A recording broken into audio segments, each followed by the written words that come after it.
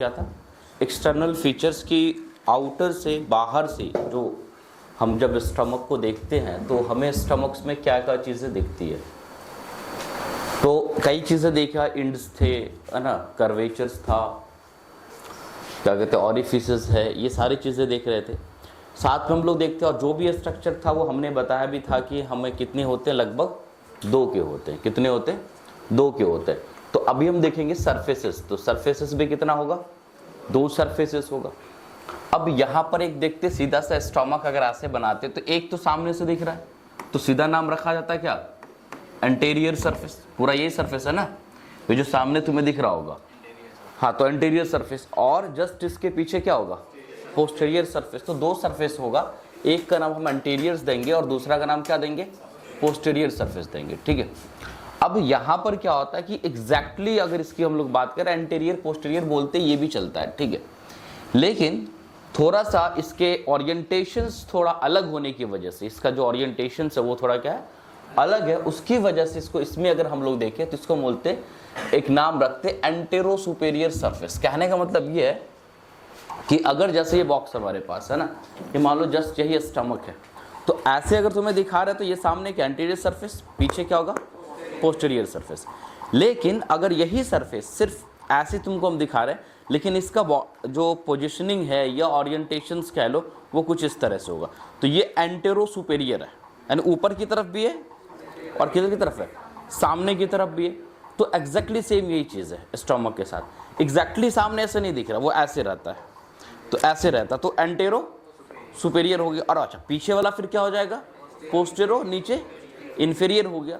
तो इसलिए हम लोग बोलते हैं ये क्या, antero superior surface faces forward and upwards, क्योंकि जब इसका ओरिएंटेशन देखेंगे तो इसका जो डायरेक्शन हो जाता है वो फॉरवर्ड सामने की तरफ और ऊपर अपवर्ड्स की तरफ आता है।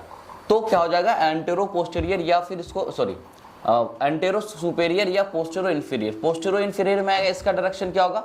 बैकवर्ड्स एंड डाउनवर्ड्स होगा। तो ये सरफेस में आपको सिर्फ इतना याद रखना, ठीक है। आगे सरफेस में हम रिलेशन पे जब देखेंगे तो सरफेस रिलेशन की बात आएगी, ठीक है।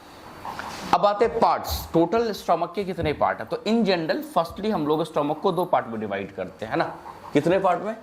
2 पार्ट में डिवाइड करते हैं। पहला पार्ट को हम लोग बेसिकली या तो कार्डियक पार्ट्स बोलते हैं, है ना, और दूसरा को पाइलोरिक पार्ट्स बोलते हैं। ये टोटल अगर हम लोग बात करें तो यहां से लेकर के यहां तक पूरे स्टोमक ये है, ये स्टोमक है, whole of this structure is stomach. इस स्टमक में यहां से एक लाइन लिया, इससे ऊपर जो पार्ट है, ये मेजर्स जो बड़ा पार्ट है, ये इसको हम लोग बोलते हैं कार्डियक पार्ट। क्या है? कार्डियक पार्ट है। और नीचे जो बचा ये पार्ट्स है ना, रेस्ट पार्ट जो नीचे बच रहा है ये इसको बोलते हैं पाइलोरिक पार्ट। क्या है? पाइलोरिक पार्ट है। ये 2 पार्ट में पहले डिविजन्स करते हैं, फिर वो दोनों पार्ट आपस में सब डिवाइड्स होता है। दोनों पार्ट्स आपस में क्या होता है? सब डिवाइड्स होता है। तो फिर हम लोग देखेंगे ये फंडस एक आता है ऊपर में यहाँ पर, और यहाँ पर क्या आता है? रेस्ट पार्ट जो बड़ा वो बॉडी हो गया। पाइलोरिक में 2 पार्ट, एक लाइन यहाँ से गया तो डिवाइड हो गया, तो एक पाइलोरिक एंट्रम होता है, एक पाइलोरिक कैनाल हो जाता है। तो हम लोग देखेंगे, सिर्फ अभी याद रखना कि पहले फर्स्ट कितने पार्ट है? Major 2 part, cardiac part and pyloric part. Cardiac part further divided into subdivided into 2 parts, fundus and body, and pyloric part further also subdivided into 2 parts, pyloric antrum and pyloric canal. अब तो एक एक करके देखें यहाँ पे, ठीक है। तो पहला चीज यहाँ पे हम देखें, स्टोमक वही लिखा भी हुआ है, 2 cardiac parts and pyloric part, है ना, cardiac parts and pyloric part लिखा हुआ।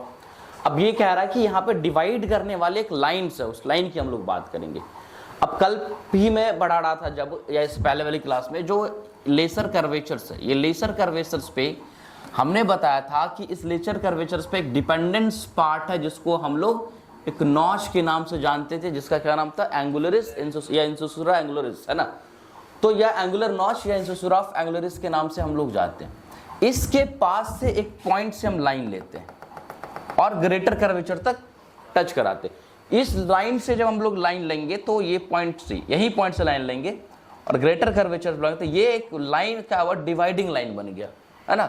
2 पार्ट को डिवाइड, तो पहला अब है ना, कोई पार्ट है तो कहां से कहां तक है, तो ऑब्वियसली पता, अब ये इधर जो एसोफेगस जहां पे एंड कर रहा है और यहाँ जो लाइन है, इमेजिनरी लाइन कह सकते हो, पाइलोरिस क्या कहते हैं, इंसुसुरा एंगुलरिस सबके यहाँ से यहाँ पे लिखा हुआ ना, ए लाइन ड्रॉन डाउनवर्ड्स, यहाँ से क्या downward to the left from the cardiac end, है ना, जो कार्डियक एंड ऊपर से बेसिकली आ रहा है, to the angular notch lower point. तो यहाँ से लेकर कार्डियक एंड से लाइन यहाँ ड्रॉ आया।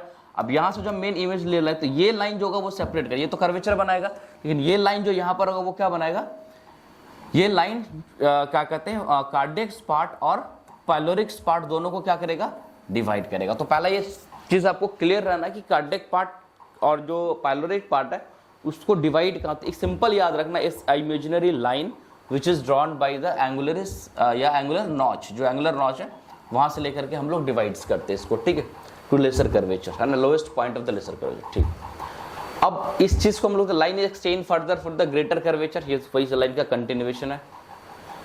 अब जो पार्ट आया, कोई अब तुमसे पूछे कि भाई दो पार्ट में सबसे बड़ा पार्ट कौन है, कार्डियक पार्ट या पाइलोरिक पार्ट, तो लार्जेस्ट पार्ट कौन है, कार्डियक पार्ट है।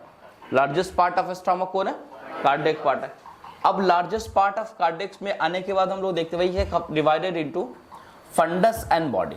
फिर हम लोग देखते किसमें, फंडस ऊपर आएगा, ये फंडस, फंडस कोई भी स्ट्रक्चर जो डोम शेपेड टाइप निकला हो तो लगभग उसको हम लोग फंडस बोलते हैं, ठीक है, तो उसको फंडस और बॉडी में यहाँ देखेंगे।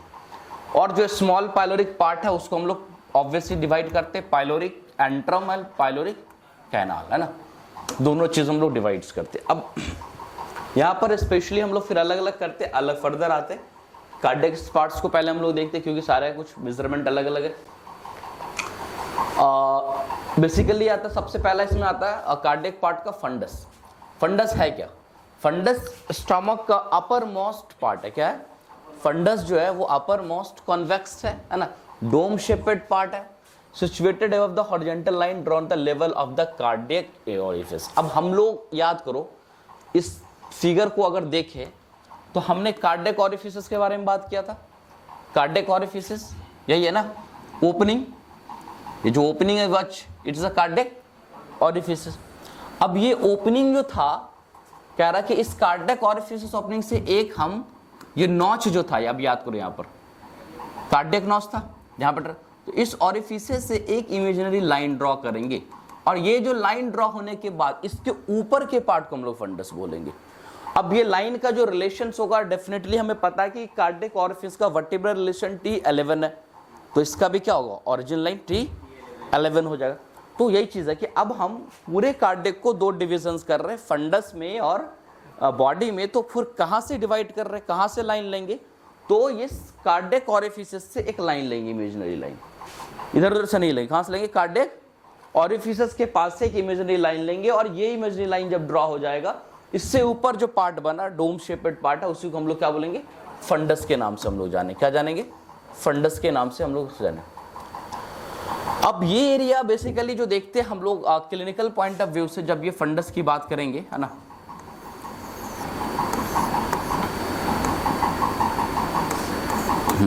ये मान लो फंडस है ना, ये ऊपर वाला फंडस। तो कहता ये है कि भाई ये जो एरिया है क्लिनिकली अगर हम लोग बात करें, it is distended with the gas.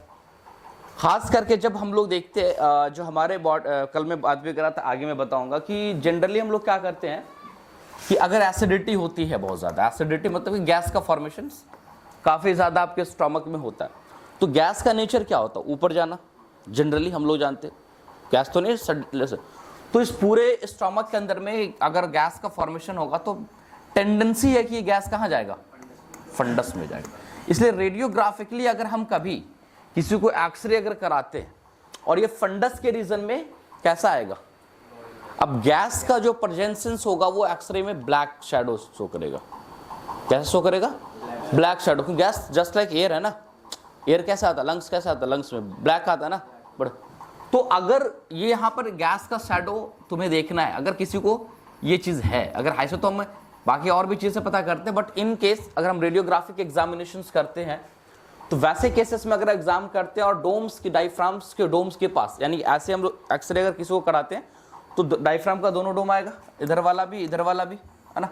तो लेफ्ट वाले साइड में यहाँ पे फंडस है, यहाँ पे क्या है, तो इस डोम के पास अगर तुमको इस तरह को शैडो दिख रहा हो, ऊपर से ब्लैक दिख रहा, फिर यहाँ पर अगर शैडो दिख रहा, तो डैट मीन्स एक मतलब सा ये आता है कि कहीं ना कहीं यहाँ पर क्या है, ये गैस का एसिडिटी एंड फॉल्ट। दूसरा चीज क्या है कि मैं कल बता रहा था कि ये फंडस के पास, याद होगा, तो फिर से मैं एक डायग्राम यहाँ बनाता हूँ कि ये मान लो डायफ्राम है, ये है डायफ्राम, और यहाँ पर ये था स्टमक, यही से स्टमक आया था, है ना।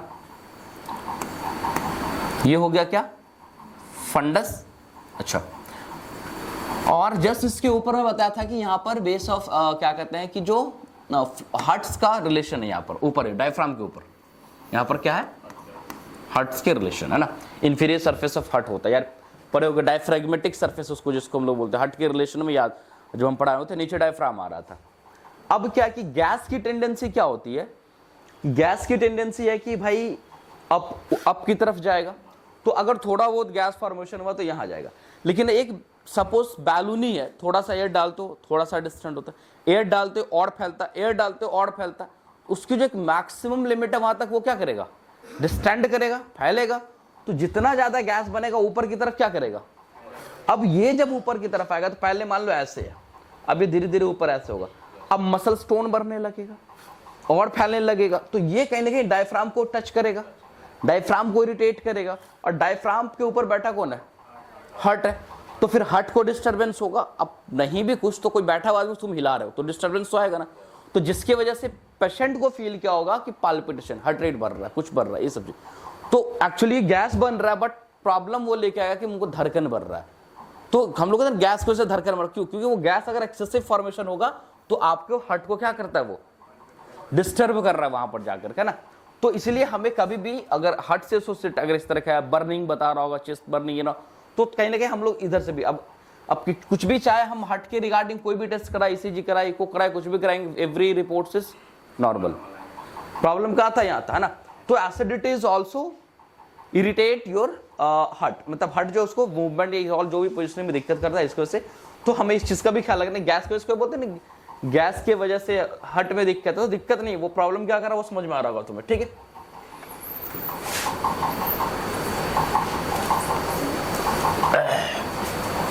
ठीक है, दूसरा का कौन सा पार्ट है तो ये समझ में, दूसरा बॉडी ऑफ द स्टमक। अब देखो बॉडी ऑफ स्टमक जो काफी कार्डियक पार्ट का बड़ा पार्ट है ना। अब ये बिटवीन कहां पर है भाई, तो फंडस एंड पाइलोरी एंट्रम, ये दोनों के बीच में क्लियर कट है ना, इसमें कोई समझने की जरूरत ही नहीं।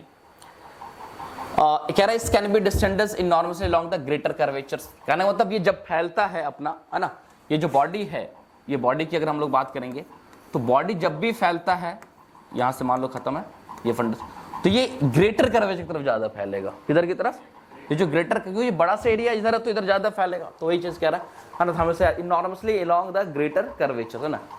अब कुछ क्या है कि इस स्टमक के अंदर में जाके आगे हम लोग थोड़ा सा इस चीज को जान ले कि सबसे हमें पता है कि स्टमक के अंदर में जो इनर मोस्ट लेयर है वो क्या है, म्यूकोजा। सबसे इनर मोस्ट लेयर क्या है, म्यूकोजा। आंधी तूफान है क्या, चलो कोई बात नहीं, म्यूकोजा है। अब क्या है कि हमको पता है कि गैस्ट्रिक म्यूकोजा जो है वहीं से हमें गैस्ट्रिक जूस मिलता है, क्या मिलता है, गैस्ट्रिक जूस। अब कोई, हाँ, अब यहां से जो रिलीज होगा तो कोई सेल होगा वही रिलीज कर रहा होगा ना, तो इसके अंदर कुछ सेल है जहां से वो एंजाइम्स रिलीज हो रहा है, एचसीएल रिलीज हो रहा है, अलग अलग चीजें रिलीज हो रहा है, उन चीजों को हम लोग देखेंगे। हालांकि हम फंक्शंस में आएंगे तो बात करेंगे, यहाँ पे सिर्फ देखें। तो यही चीज कह रहा था, gastric gland distributed in the fundus body and stomach contain all 3 types of secretary cell. ये जो गैस्ट्रिक ग्लैंड होता है ये फंडस में भी होता है, नो डाउट, है ना, बॉडी में भी होता है, स्टमक के अंदर में, कुछ पाइलोरिक रीजन में है, तो सेक्रेटरी ने, अब इसमें अलग अलग नाम है। में एक सेल है म्यूकस सेल, तो ऑब्वियस सी बात है म्यूकस सेल क्या सीक्रेट्स करेगा, म्यूकस रिलीज करेगा। दूसरा क्या आपका चीफ सेल, या इसी को हम लोग पेप्टिक सेल, या इसी को हम जाइमोजेनिक सेल के नाम से जानते हैं। अब ये सीक्रेट क्या करता है, डाइजेस्टिव एंजाइम्स, है ना, ये क्या करेगा, डाइजेस्टिव एंजाइम जो डाइजेशन कराने, गैस्ट्रिक जूस, या it is a mixtures of gastric gland secretion. Gastric juice क्या है, एक तरह का, हाँ, गैस्ट्रिक ग्लैंड क्या है, it is a mixtures of gastric gland, जो अलग अलग गैस्ट्रिक ग्लैंड सेल्स है, इन सारे सेल के सिक्रेशंस का ये क्या है, मिक्सचर्स है, ठीक है।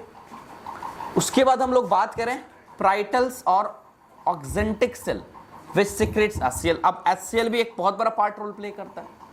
अभी सिर्फ जैसे प्राइटल सेल और ऑक्जेंटिक सेल की मैं बात करूंगा, ये ऑक्जेंटिक सेल एचसीएल भी रिलीज करता है, और ये ऑक्जेंटिक सेल एक और फैक्टर रिलीज करता है, फैक्टर ऑफ कैसल्स के नाम से हम लोग जानते हैं ना। हाँ, वो विटामिन B12 का रिलेशन है, फंक्शन में हम लोग आएंगे तो अभी याद। तो कहने का मतलब ये कि इस जो डिस्ट्रीब्यूशंस है ग्लैंड्स का वो फंडस रीजन में और क्या कहते हैं कार्डियक रीजन में, ये अलग अलग सेल्स है जो अलग अलग प्रोडक्ट को रिलीज कराता रहता है। ठीक है, अब पाइलोरिक पार्ट्स की अगर हम लोग बात कर ले तो पाइलोरिक में क्या है भाई, तो पहली बात है pyloric antrum is separated from the pyloric canal. इसमें दो स्ट्रक्चर्स, एक क्या पाइलोरिक एंट्रम, दूसरा क्या pyloric canal. In the constants यहाँ पर basically by an inconstant sulcus, किसके एक सेपरेशन, एक स्ट्रक्चर है जिसको हम लोग बोलते हैं इनकॉन्स्टेंट सल्कस या सल्कस इंटरमिडस के नाम से जानते हैं इन द ग्रेटर कर्वेचर। अब होता क्या है कि ग्रेटर कर्वेचर की तरफ जब हम लोग आते हैं यहाँ पर है ना, तो समझ लो एक तरह का ये जो डिप्रेशन से यही है सल्कस, ये ना, तो यहाँ से एक लाइन ले लेते हैं इस तरह के, तो पूरे पाइलोरिक एंट्रम को, पाइलोरिक कैनाल को क्या करता है, पाइलोरिक एंट्रम और पाइलोरिक कैनाल दो लाइन में सेपरेट होता है। यहाँ पर एक सल्कस है, सल्कस मतलब क्या है, ग्रूव, गड्ढा, है ना, तो समझ लो इस तरह जैसे आया, यहाँ पर क्या है, गड्ढा टाइप का ना, हम लाइन दे देते तो छोटा लगता है, ये है ना, ऐसे आ रहा है डिप्रेशन से। तो ग्रेटर कर्वेचर्स के साइड से हम लोग देखते हैं यहाँ पर एक सल्कस मिलता है, वही एक लाइन बनाता है, वहां से हम लोग सेपरेट कर रहा है, जिसको हम बेसिकली या इनकॉन्स्टेंट या सल्कस इंटरमिडस के नाम से जानते हैं। तो दो तीन चीज याद रखोगे हमेशा कि भाई कौन सा स्ट्रक्चर कहां से सेपरेट हो रहा है ना। जैसे अभी मेन बॉडी और पाइलोरिक पार्ट में क्या कहते हैं, cardiac part and pyloric part में हम लोग अगर डिवाइड कर रहे हैं तो हमें पता है कि वहां पर कौन सेपरेट कर रहा है ना, क्या कहते हैं, इंसुसुरा एंगुलरिस जो है वो सेपरेट कर रहा है। तो वैसे यहाँ पर कौन कर रहा है, सल्कस इंटरमिडस कर रहा है, जो कि कहां पर होता है, तो ग्रेटर कर्वेटर पे प्रेजेंट है। अब ये पाइलोरिक एंट्रम और पाइलोरिक कैनाल में हम लोग आते हैं तो यहाँ पर चीजें आती है, देखो यहाँ पे चीजें को डायमेंशन है, मेजरमेंट है, इसके बेसिस पे कई बार ऑब्जेक्टिव क्वेश्चन भी बने हुए है ना। It is about 7.5 centimetre long, किसके बारे में बात करें, pyloric antrum. The pyloric gland are riches in mucus cells. जो हम बात करते हैं, पहला चीज तो ये जानना कि ये जो स्ट्रक्चर्स है, स्टोमक है,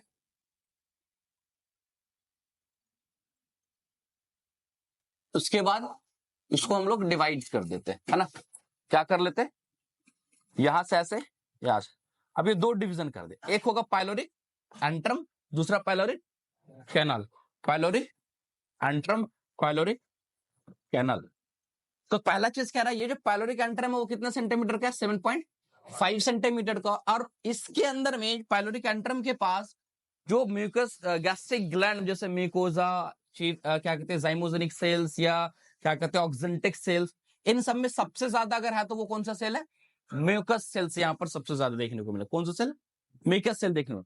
उसके बाद आते हैं pyloric canal, it is about कितना सेंटीमीटर, 2.5 सेंटीमीटर, कितने सेंटीमीटर है, 2.5 centimetre long. It is a narrow and tubular structure, ये थोड़ा सा नैरोइंग हो जाता है, कैनाल ही नाम आ रहा था, ट्यूबुलर स्ट्रक्चर होगा। It is a right in, it is a terminates as the pylorus, ये कह रहा है कि इसका राइट इन जहां पर ये खत्म हो गया, पाइलोरस मतलब ये ओपनिंग, पाइलोरिक ऑरिफिसेस। स्टमक कहां खत्म होता है, पाइलोरिस ऑरिफिसेस जहां पर होगा वहां खत्म, पाइलोरिस ऑरिफिस इधर, इधर शुरुआत होता है कार्डियक ऑरिफिस यहाँ पे। तो ये कितना 2.5 सेंटीमीटर का। अब ये देखो 2.5 सेंटीमीटर, ये कितना हो गया 7.5 सेंटीमीटर।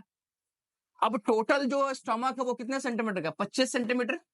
तो अब तुमसे कोई पूछ दे कि कार्डियक पार्ट, जो सिर्फ कार्डियक पार्ट कितने सेंटीमीटर का है, तो 25 माइनस इधर कितना 7.5 टू 2.4, तो 10 सेंटीमीटर माइनस कर दोगे, टोटल कितना आएगा। तो कार्डियक पार्ट कितना गया, फंडस का नहीं, कुछ फंडस डिस्टेंडेबल पार्ट है, इसलिए उसको हम लोग एग्जैक्ट मेजरमेंट में नहीं रखते। हट जाओ, इधर आ जाओ, साइड आ जाओ, ठीक है। तो फंडस को उसके ज्यादा दिक्कत है, पूरी चेयर इधर कर लो सब लोग, ठीक है। तो कभी तुमसे अगर पूछा जाए, है ना, कि मैं कहीं लिखाया नहीं हूं कार्डियक का साइज कितना, तो ये सारा मेजरमेंट अगर आपके पास रहेगा तो आपको पता चल जाएगा कि भाई कार्डियक का साइज, कार्डियक पार्ट जो है उसका कितना है। या कार्डियक छोड़ करके टोटल पूछ दे, पाइलोरिक पार्ट का साइज कितना है, तो कितना है 10 सेंटीमीटर से। तो चाहे इधर से पूछे चाहे उधर से पूछे, बात क्या है, एक ही चीज हो जाएगा, ठीक है। तो ये चीज तुम्हारा हो गया पार्ट्स की बात करें। अब आता है मेजर डिस्टिंगर रिलेशन, क्या चीज, रिलेशंस, ठीक है। रिलेशंस की बात हम लोग करते हैं कि भाई ये स्टोमक के बारे में अभी पढ़ा, surface, anterior surface, posterior surface, है ना, और क्या कहते हैं कि अब इसके स्टोमक जो है तो अकेला तो नहीं है, एक जहां पर है उसके आगे भी कुछ स्ट्रक्चर्स है, उसके पीछे भी स्ट्रक्चर्स है, दाएं बाएं चारों तरफ स्ट्रक्चर्स है ना। तो इनके सारे स्ट्रक्चर्स में है ना, मैं बता ये रहा था कि भाई कवरिंग की बात हम लोग कर रहे थे, सॉरी रिलेशंस की बात कर रहे थे, जैसे कि है ना। तो हर ऑर्गन में जब हम एनाटॉमी पढ़ते हैं तो उसका अपना एक रिलेशन होता है, सेम एज यहाँ पे भी हम लोग बात करेंगे कि रिलेशन। अब ऑर्गन के रिलेशन में एक बेसिक चीज बता रहे हैं तुम्हें जो हमेशा काम देगा, जितने भी ऑर्गन पढ़ेंगे लगभग लगभग एक, जब पहला दिन हम लोग पढ़ते हैं किसी भी ऑर्गन का फर्स्ट टाइम पे, तो एक जनरल बता रहे, एक दो रिलेशन पढ़ते, एक विसरल रिलेशन और दूसरा पढ़ते पेरिटोनियन रिलेशन। दो रिलेशन होता है क्या, विसरल रिलेशंस, और दूसरा होता है क्या, पेरिटोनियल रिलेशन। कहने का मतलब ये है, विसरा मतलब तो तुम्हें पता है ऑर्गन, विसरा का मतलब क्या होता है, ऑर्गन होता है ना, विसरा का मतलब ऑर्गन हो गया। और पेरिटोनियम तो मैं कल ही बताया, एक कनेक्टिव टिश्यू का एक शीथ है। तो कोई भी ऑर्गन में हम ये देखते हैं कि एक तो शीथ आके कवर किया, और उसके बाद हम लोग देखते हैं कि कई ऑर्गन है जहां पर वो, क्योंकि ऑर्गन जो हम लोग पढ़ेंगे आगे चल के, जैसे कई ऑर्गन पढ़ेंगे, जैसे एक पढ़ते हैं कि दिस ऑर्गन आज रेट्रोपेरिटोनियल, मतलब ये होता है कि ये पेरिटोनियम के पीछे है। अब कुछ पेरिटोनियम जो है ऑर्गन को या तो पूरे चारों तरफ से कवर कर रखा है, या किसी ऑर्गन को एक तरफ से कवर कर रखा है, या कहीं सिर्फ आगे से ऐसे चला गया है। तो अलग अलग जगह पे पेरिटोनियम अलग अलग तरीके से काम कर रहा है। जैसे पैनक्रियाज के केस में बात करेंगे, जैसे रेट्रोपेरिटोनियल, पेरिटोनियम आगे है, पैनक्रियाज पीछे है, स्टमक में कवर कर रहा है। तो दो रिलेशन हम लोग बेसिकली देखेंगे, ठीक है। अब यहाँ पर सबसे पहला चीज हम लोग स्टार्ट करते हैं जो रिलेशंस को। तो सबसे पहले देखते हैं कि स्टमक जो कवर्ड करता है पेरिटोनियम से, लिखा ही हुआ यहाँ पर क्या करता है, पेरिटोनियम से कवर करता है, एक्सेप्ट कुछ एरिया है जहां पर नहीं करता है, कुछ एरिया है जहां पर नहीं करता है, जहां पर हम लोग देखते हैं blood vessels runs along it's curvatures. वो एरिया जहां पर हम लोग देखते हैं कि जो ब्लड वेसल्स है, क्योंकि अब ब्लड वेसल्स का वहीं पे सिलियक ट्रंक आएगा, अभी देखेंगे हम लोग, है ना। तो उसके लिए जो ब्लड वेसल्स है, उसके ब्लड वेसल्स के अलोंग वो उसी कर्वेचर्स पे जाता है, एंड स्मॉल एरिया जिसको हम बियर एरिया के नाम से जानते हैं, बियर एरिया, या कई कई इसको जगह पर बियर एरिया, या कहीं इसको बार एरियाज भी बोलते हैं, है ना, बार एरिया। पूरे एनाटॉमी में कहीं पे भी बार एरिया अगर मिलने का मतलब है, वो इसका सिंपल सा मतलब है खाली जगह। बार एरिया का क्या मतलब है, खाली जगह। यहाँ पर कह रहे बार एरिया मतलब वहां पर पेरिटोनियन रिलेशंस नहीं है, खाली जगह को लीवर में भी हम लोग बार एरिया पढ़ेंगे, यहाँ पे भी हम लोग पढ़ेंगे। तो इसका मतलब यह है कि generally whole of the stomach is covered by peritoneum. कुछ एरिया है एक्सेप्ट वेयर जहां पर ब्लड वेसल्स रन कर रहा है कर्वेचर्स के ऊपर, है ना, जैसे वहां पे देखेंगे। और उस एरिया को हम लोग क्या बोलते हैं, बार एरिया। यहीं पे भी खाली मिलेगा बार एरिया, बेयर्स एरिया के नाम है। Posterior near the cardiac orifice, और ये कहां पर होगा, पोस्टेरियरली नियर द कार्डियक। मैं दिखाऊंगा स्ट्रक्चर सारा कहां कहां पे बेयर एरिया, ठीक है। Peritoneal fold extending from the lesser and greater curvature, कह रहा कि पेरिटोनियन का जो फोल्ड है, क्योंकि पेरिटोनियम क्या शीत है, तो उसका एक फोल्डिंग पूरे तरह से क्या कर रखा, कवर कर रखा। तो सीधा सा extending from the lesser and greater curvatures of the stomach to other structure of the follows. कह रहा है कि जो कर्वेचर्स है एक फोल्ड, समझो ऐसा, सीधा समझो कि एक स्टमक है, यहाँ पर एक छोटा सा स्ट्रक्चर जिसको हम स्टमक बनाते हैं, ये मान लो रिमोट से इसको हम बनाते हैं स्टमक। अब इस स्टमक में एक साइड होगा ग्रेटर कर्वेचर, एक साइड होगा लेसर कर्वेचर। तो एक फोल्ड है जो पूरी तरह से कवर किया। इस कवरिंग में कुछ कुछ पार्ट तुमको खाली दिख रहा होगा, तो जो खाली दिख रहा है जैसे बेयर एरिया है, जहां पे कवर नहीं हो पाया होगा वो बार एरिया कहला जाएगा। जो कवर हो गया, अब कह रहा है कि जो पेरिटोनियम है उसके जो फोल्ड्स है कहां से आ रहे हैं, तो लेसर एंड ग्रेटर का, यहीं से उठेगा, ऐसे फोल्ड करेगा, ठीक, ग्रेटर कर्वेचर से ऑफ स्टमक एंड कुछ अदर्स पार्ट। अब अदर्स पार्ट में क्या क्या देखते हैं, जैसे हम लोग लेसर ओमेंटम, याद होगा पराय लेसर कर्वेचर से जाकर, लेसर ओमेंटम क्या था मैं बताया था, ये भी एक तरह का क्या, पेरिटोनियम में, क्या है, पेरिटोनियम। ये कहां extend from the lesser curvature of stomach to the liver, ये कहां से जाएगा, लेसर कर्वेचर से उठेगा और कहां जाएगा, लिवर की तरफ। अगर यहां पर तुम इस चीज को देखो अच्छे से, है ना, यहां पर अगर देखो ये सेम एज है, सामने सिर्फ खाली रखा गया है, ये पूरा कर्वेचर दिखाया गया यहाँ पर। इधर से क्या लेसर कर्वेचर, इधर क्या पूरा का पूरा ग्रेटर कर्वेचर है ना। और ग्रेटर कर्वेचर ऐसा नहीं कि यहाँ पर अटैच, ये फोल्ड्स तो है लेकिन ये नीचे की तरफ आ रहा है और ये ऊपर की तरफ जा रहा है। तो यहाँ पर क्या होगा, इधर के स्ट्रक्चर में लीवर आता, क्या आता है। तो कहीं ना कहीं देखिए ये जो स्टोमक का पेरिटोनियम लेसर कर्वेटर कहाँ था, स्टोमक के पास है ना, ये एक्सटेंड कहाँ कर रहा है, लीवर, लेसर कहाँ कर रहा है, लीवर तक कर रहा है, ठीक है। उसके बाद ग्रेटर मोमेंटम की अगर हम लोग बात करें, ग्रेटर मोमेंटम का, इसके बारे में कहते हैं it extend from lower 2/3 of, ये क्या करता है, एक्सटेंड करता है lower 2/3 of the greater curvature to the transverse column. अब लोअर 2/3 कहने का मतलब है ये एक्सटेंड की बात आ रही है। अब यहां पर अगर मैं बनाऊं स्ट्रक्चर्स को इस तरह से, ग्रेटर कर्वेचर इधर था, अब ग्रेटर कर्वेचर में ये मान लो ग्रेटर कर्वेचर से, तो यहां से पूरा ग्रेटर कर्वेचर स्टार्ट हो, यहां पर हम लोग देखेंगे कि 3 हिस्से में डिवाइड अगर करते हैं पूरे स्टमक को, तो पहला, दूसरा, ये तीसरा। तो ये इतना हिस्सा जो होगा, ये पूरा हिस्सा जो होगा, इतना हिस्से से जो ग्रेटर कर्वेचर होगा वो नीचे जो आएगा, वो नीचे अब क्या आएगा, ट्रांसवर्स कॉलम। लार्ज इंटेस्टाइन में पढ़े ना, तो वो ट्रांसवर्स कॉलम से आकर के अटैच्ड हो जाएगा, मतलब कि वहां पर वो कर्वेचर से लेकर के ट्रांसवर्स कॉलम तक होगा, यानी कि अटैच।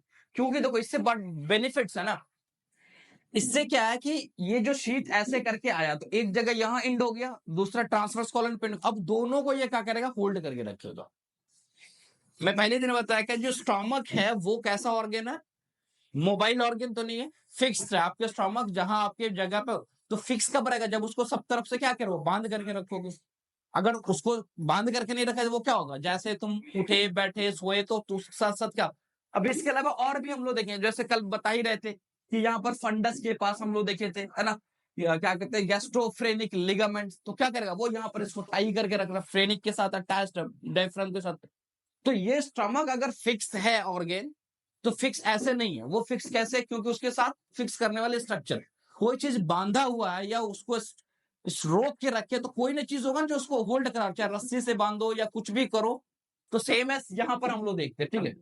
अब इसके अलावा हम लोग आते हैं प्रॉपर किसमें, यहाँ पर लिगामेंट से यहाँ पर देखने को मिलता है। तो पहला एक लिगामेंट आता है गैस्ट्रोस्प्लेनिक लिगामेंट, क्या आता है, गैस्ट्रोस्प्लेनिक लिगामेंट। अब मैं पहले दिन बताया था गैस्ट्रोस्प्लेनिक मतलब कि स्टोमक और स्प्लेन के बीच में, इसी के जस्ट बगल में यहाँ पर स्प्लेन होता है। क्या होता है, हम थोड़ा हटा के बना रहे हैं, एकदम बगल में होता है, यहाँ पर रिलेशन में आएगा, अभी पढ़ेंगे भी हम पीछे।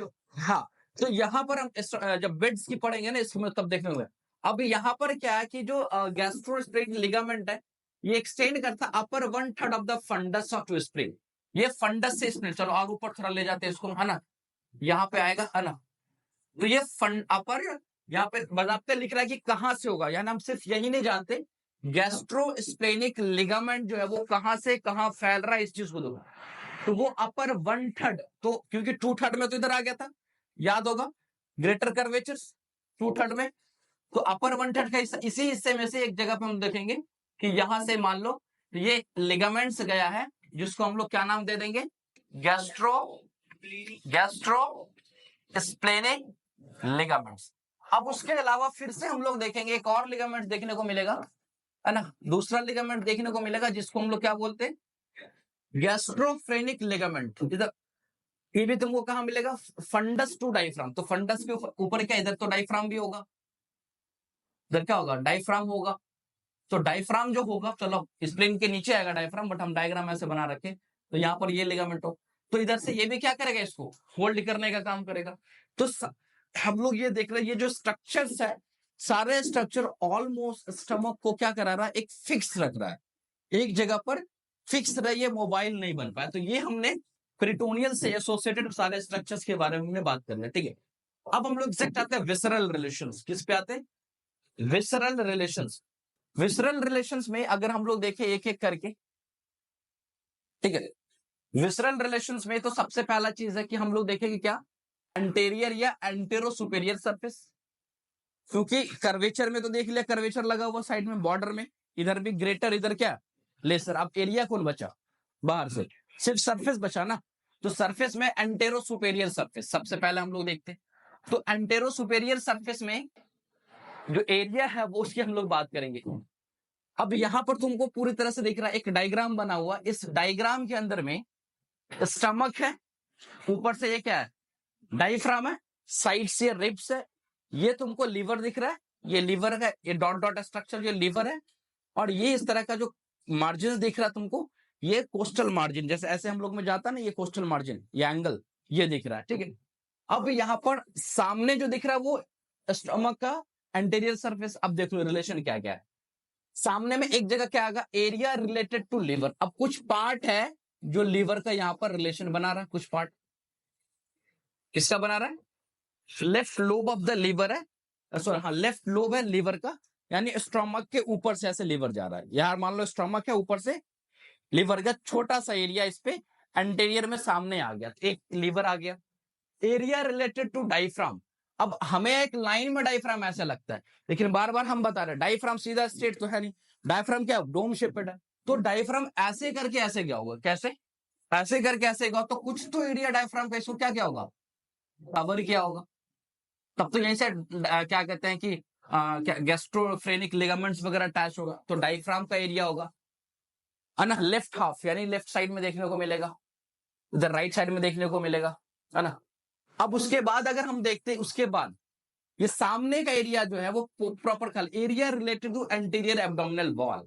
ये जो हम लोग देखते हैं ना सामने, ये इस पे अगर हम प्रेशर, ये दोनों रिब्स का मार्जिन आ रहा आ रहा आ रहा, और ये बीच में खाली जगह है, ये जो खाली जगह ये क्या है जिसको हम दबा रहे, ये एब्डोमिनल वॉल है, क्या एब्डोमिनल। जैसे इसको हटाएंगे तो ये एरिया दिखेगा, कौन सा एरिया, ये एरिया दिखेगा।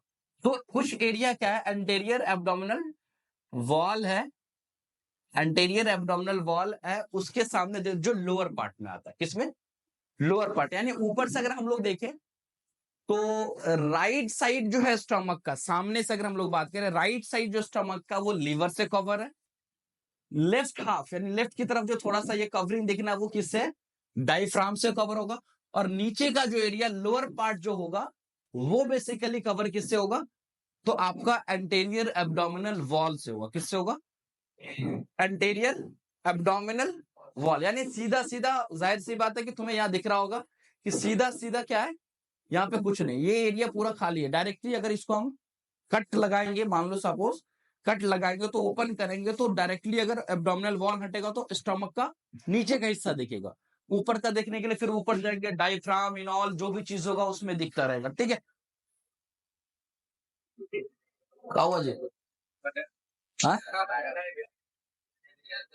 डर लग रहा है, अच्छा सिर्फ बोलने में डर नहीं लग रहा भाई, से तो डर का एक्सप्रेशन तो सबको दिखाता थी।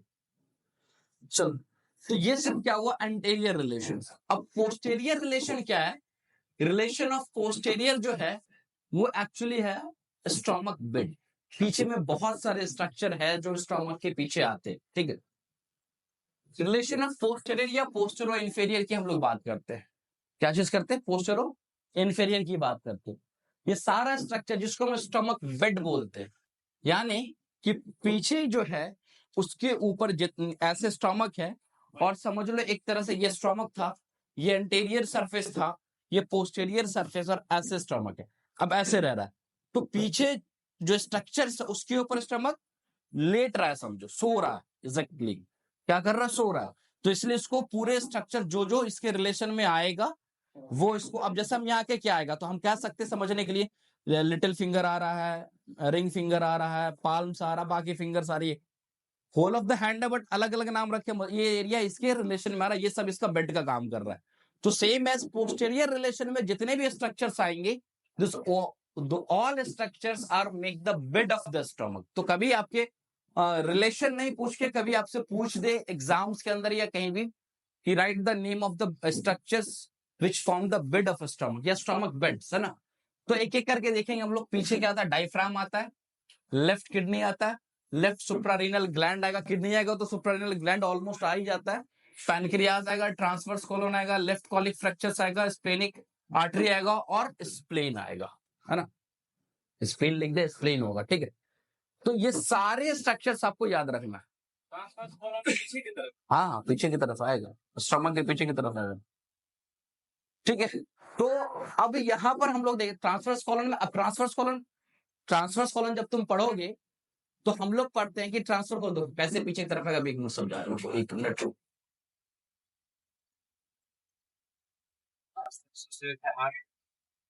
हाँ आगे भी है, घबराओ नहीं, सोचो सही हो तुम।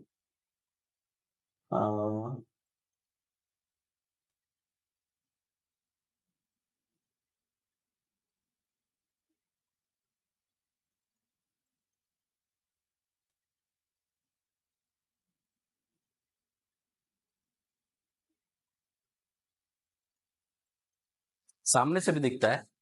हाँ। ये स्टमक हो गया, ये क्या है, स्टमक। फिर क्या आएगा, डोनम। अब ट्रांसवर्स कॉलन की अगर हम लोग बात करें तो ट्रांसवर्स कॉलन क्या है कि सपोज फॉर समझने के लिए इस तरह से जा रहा है,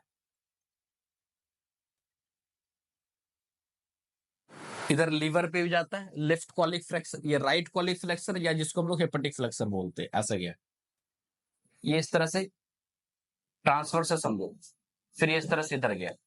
तो होता है क्या चीज है, तुम्हें सामने भी दिख रहा है और ये इधर आ गया, यहाँ स्प्लीन तक जाता है, यहाँ स्प्लीन तक जाएगा, पीछे से स्प्लीन। और एग्जैक्टली हम समझने के लिए बता रहे हैं, तो स्ट्रक्चर्स पीछे भी जा रहा है और स्ट्रक्चर्स आगे भी आ रहा है।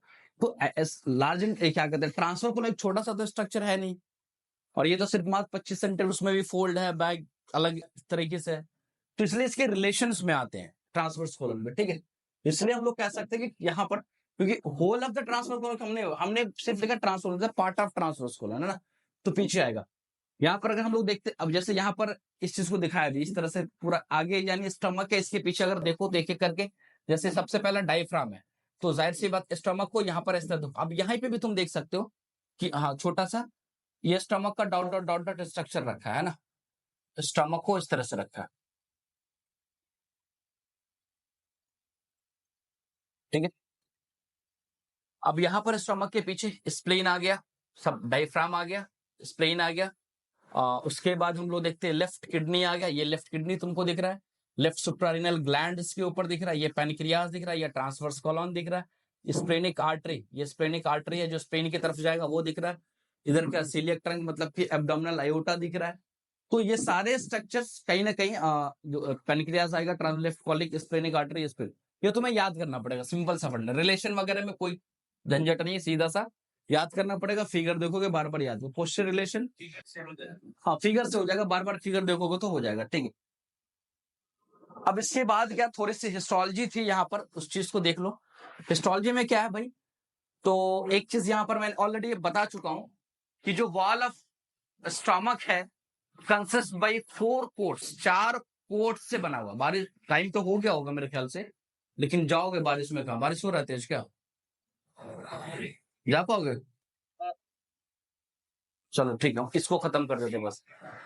द वॉल जो है ऑफ स्टमक कंसिस्ट कितने, 4 कोट्स है, मैं कई बार बता ही चुका हूं। सिरोसा क्या है, पहला क्या, सिरोसा है, ठीक है, जो पेरिटोनियम आउटर में देखने को मिलता है। म्यूकोजा है, सॉरी मस्कुलरिस है ना, मस्कुलरिस में 3 लेयर देख रहा है, सब मस्कुलरिस है और सॉरी म्यूकोजा, सब मस्कुलर, नीचे से आओ तो ज्यादा आसानी रहता है, म्यूकोजा, सब म्यूकोजा, मस्कुलरिस, 3 लेयर है, मैं पहले बता दिया था, इसमें 3 लेयर देखने को मिलेगा। इनर में सबसे ज्यादा इनर दिखेगा, फिर मिडिल दिखेगा, फिर आउटर दिखेगा। इनर में लॉन्गिट्यूडनल ऑब्लिक देखने को मिलता है, मिडिल में लॉन्गिट्यूडनल और आउटर में सर्कुलर देखने को मिलता है, ठीक है। ये ऑलरेडी मैं कई बार बता ही चुका हूँ, ठीक है, तो रहने दो, बाकी कल की क्लास हम देखेंगे। अब नोट्स कुछ इसी फॉर्मेट में जाएगा, लेकिन इससे क्लियर हो जाएगा कल से, ठीक है। ये जो फॉर्मेट है इसी फॉर्मेट में रहेगा, चीजें क्लियर हो जाएगा। आज थोड़ा सा देख लेते